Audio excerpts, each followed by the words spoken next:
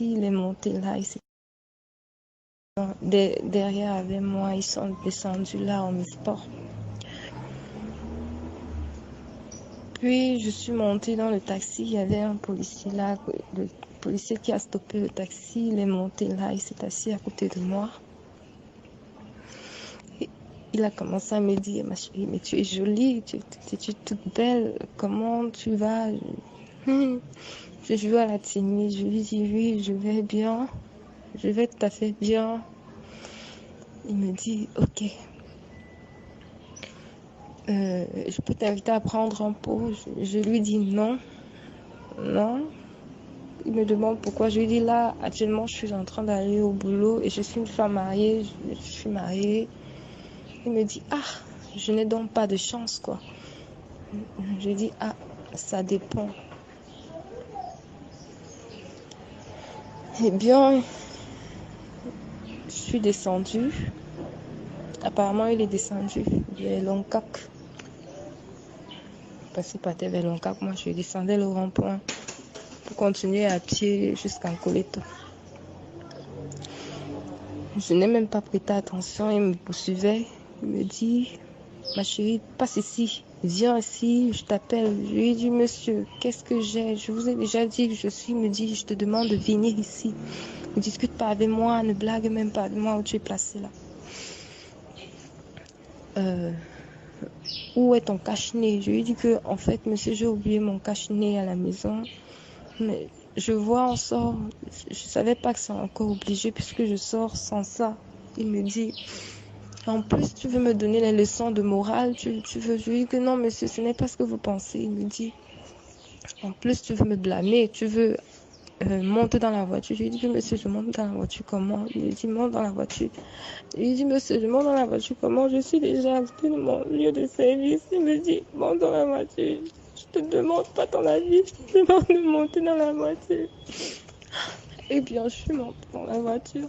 Montée dans la voiture. Il y avait l'autre à côté. Il me dit, si je l'énerve, je continue à répondre. Il va me passer les notes. J'ai flippé. J'ai eu peur. Il m'a amené. Il m'a mis le truc. Il m'a caché le visage.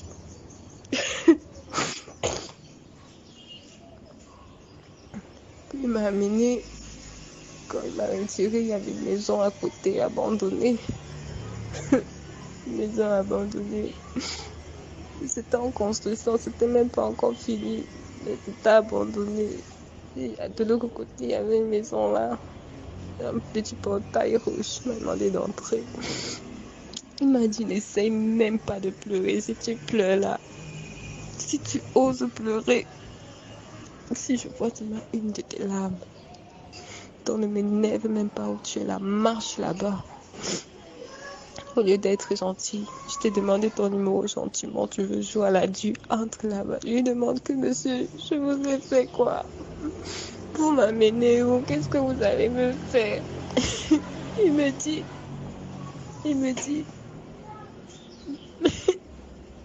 je t'ai demandé gentiment, tu m'as dit, tu es en couple, tu es obligé de me dire ça.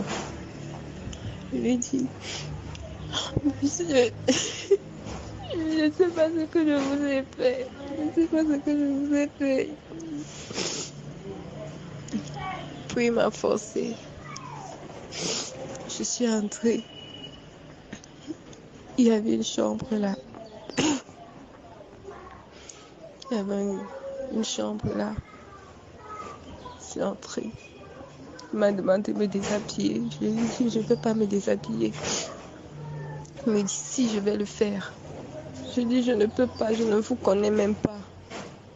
Pourquoi vous faites ça? Je ne vous connais même pas. Je ne vous ai jamais vu. Il me dit que je suis pas bonne. Pourquoi? Parce que j'ai pas été gentille avec lui. Je vais voir et que je ne l'énerve même pas plus. Il m'a déshabillée de force. J'ai dit, tu vas me gâter les habits. Il m'a dit, il s'en fout. Il m'a déshabillée. L'autre a allumé la caméra.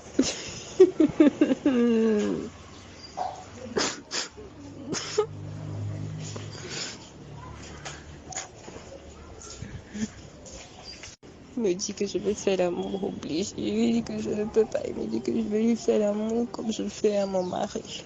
Comme je lui ai dit que je suis mariée, je vais lui faire l'amour comme je fais à mon mari. Je lui ai dit pardon, je ne vous connais pas.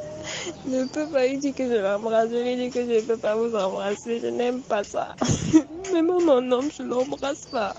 Il me dit, ils sont fous et que je l'énerve pas plus. Je lui pose la question, qu'est-ce que vous allez me faire? Parce que j'ai vu l'autre avait le téléphone, il filmait, je lui pose la question, qu'est-ce que vous allez me faire? Qu'est-ce que vous voulez me faire? Qu'est-ce que je vous dois? Qu'est-ce que je vous ai fait pour mériter ça? Il me dit, t'as un très joli corps, t'es très mignonne ma chérie. Il fallait être gentil, il fallait collaborer quand je t'ai demandé ton contact.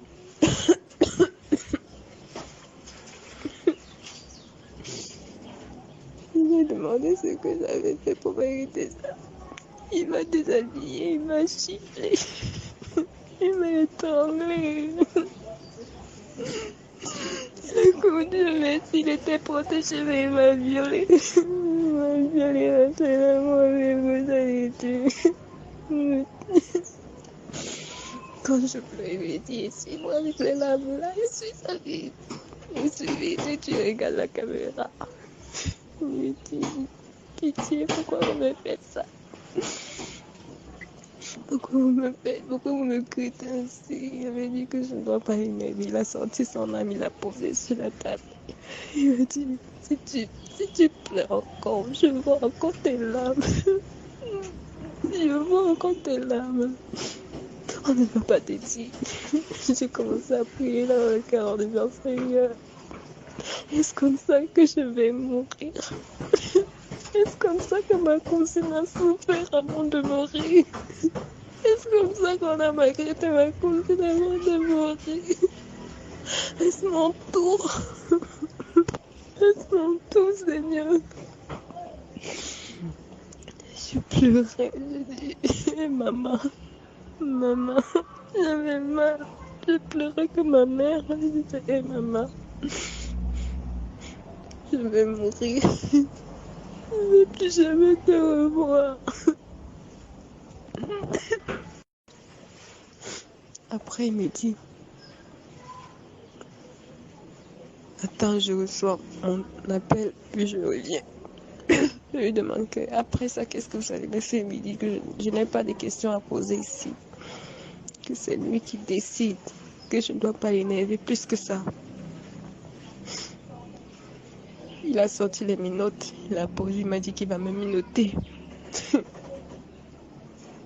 J'ai commencé à prier dans le cœur. Prier. J'ai dit, Seigneur, tout ce que tu me donnes, je prends. Mais donne-moi une mort douce et non une mort brute. Puis celui qui était là à côté, il me dit, ma chérie, tu es trop innocente pour tes choses et tu t'en vas. J'avais peur, j'étais fatiguée à danser, j'étais épuisée.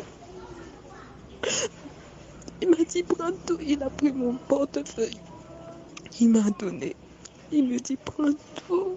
Je lui ai demandé la vidéo que vous avez fait de moi. Qu'est-ce que vous allez faire? Il m'a demandé de partir. Il m'a demandé de partir, de courir.